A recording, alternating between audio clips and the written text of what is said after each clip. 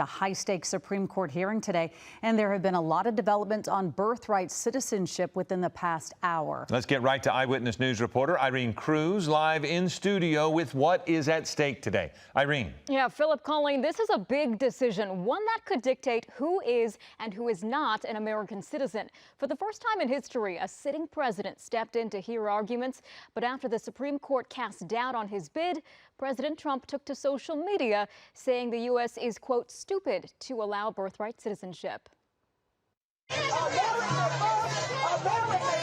This morning, protests outside the Supreme Court as the 9 justices weigh birthright citizenship.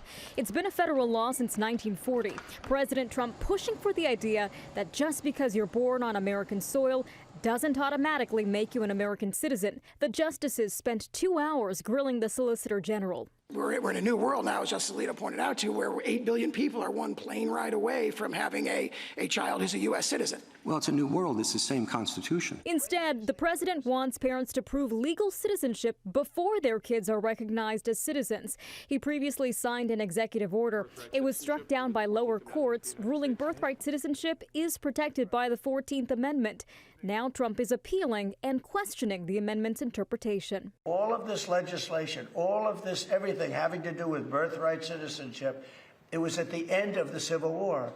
The reason was it had to do with the babies of slaves and the protection of the babies of slaves. It didn't have to do with the protection of multi-millionaires and billionaires wanting to have their children get an American citizenship. The 14th Amendment did have to do with formerly enslaved people, but the administration argues that was it. He contends birthright citizenship does not apply to the immigrants in the country illegally. The ACLU insists his executive order is unconstitutional. Ask any American what our citizenship rule is, and they'll tell you. Everyone born here is a citizen alike.